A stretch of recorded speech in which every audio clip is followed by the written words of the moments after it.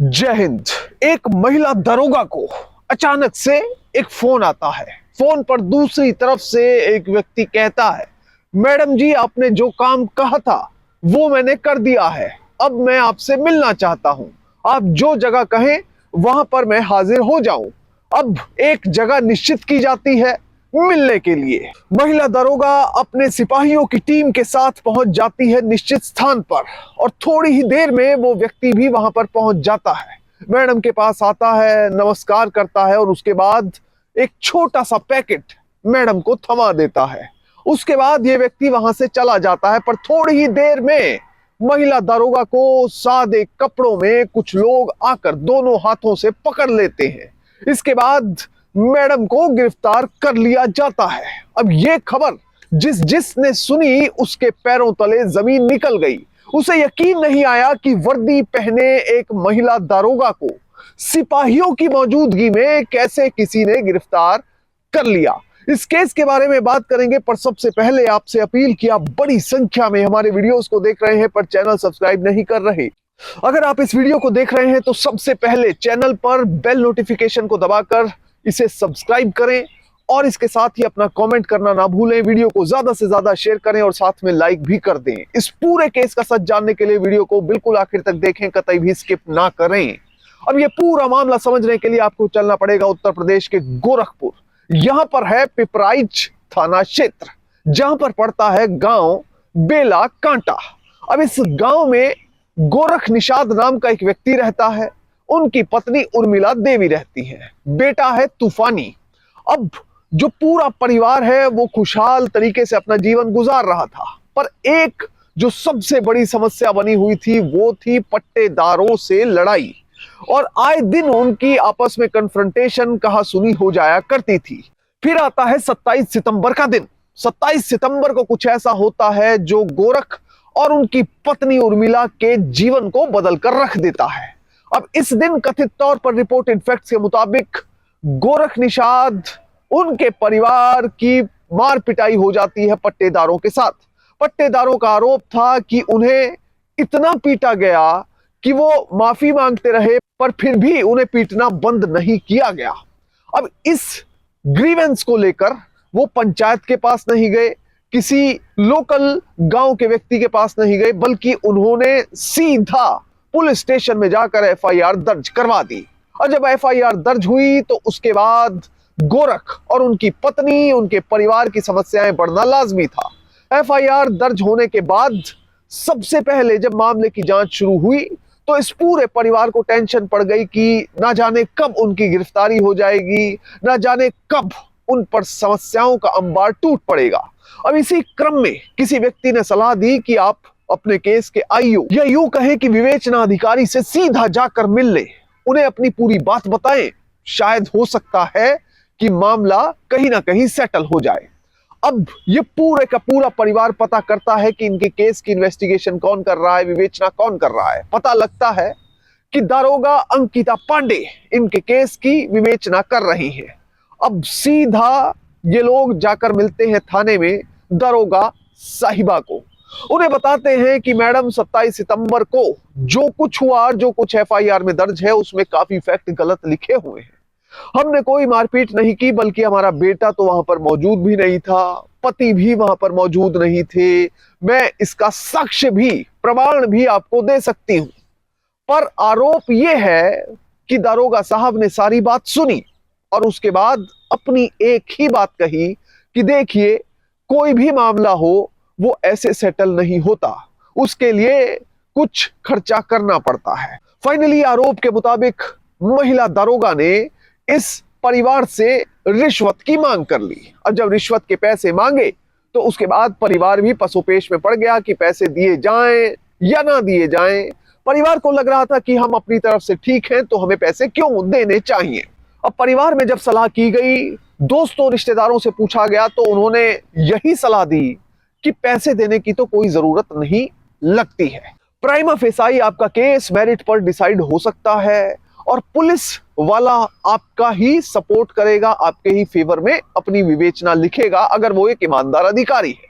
पर यहां पर मामला आरोप के मुताबिक दूसरा था। इस परिवार से रिश्वत की मांग की गई थी, जिसके बाद इन्होंने फैसला किया कि अब एसीबी यानी एंटी करप्शन ब्यूरो में शिकायत की जाए। और फाइनली ये लोग पहुंचते हैं एसीबी के दफ्तर में, वहां पर अपनी पूरी बात बताते हैं कि उनके केस की विवेचना करने वाली महिला दारोगा से जब वो मिलने के लिए गए, अपनी बात रखी, अपने इनोसेंट होने के सबूत देने लगे, तभी कथित तौर पर आरोप के मुताबिक महिला दारोगा ने उनसे रिश्वत में 10,000 रुपए की मांग कर डाली, जो कि वो देने में असमर्थ हैं। अब इसके बाद एसीबी के अधिकारियों ने अपना ट्रैप प्लान किया, पर उससे पहले एक प्रीलिमिनरी इंक्वायरी होती है, यानी प्रारंभिक जांच। एसीबी के अधिकारियों ने यह चेक किया कि क्या सही मायने में महिला दारोगा ने पैसे की डिमांड की है। प्रीलिमिनरी इंक्वायरी में कथित तौर पर यह बात निकल कर आई कि हाँ, मांग तो की गई है, या फिर यूं कहें कि तथ्यों में कुछ ना कुछ सच्चाई तो है। फिर फाइनली ट्रैप प्लान किया गया। अब ट्रैप के मुताबिक जो उर्मिला देवी है और गोरख हैं, अब ये फोन करते हैं सीधा महिला दारोगा अंकिता पांडे को। उन्हें फोन करके कथित तौर पर कहते हैं कि मैडम, जो काम आपने कहा था वो हमने कर दिया है, पैसे का इंतजाम हो गया है, आप बता दीजिए कि कहां पर आना है।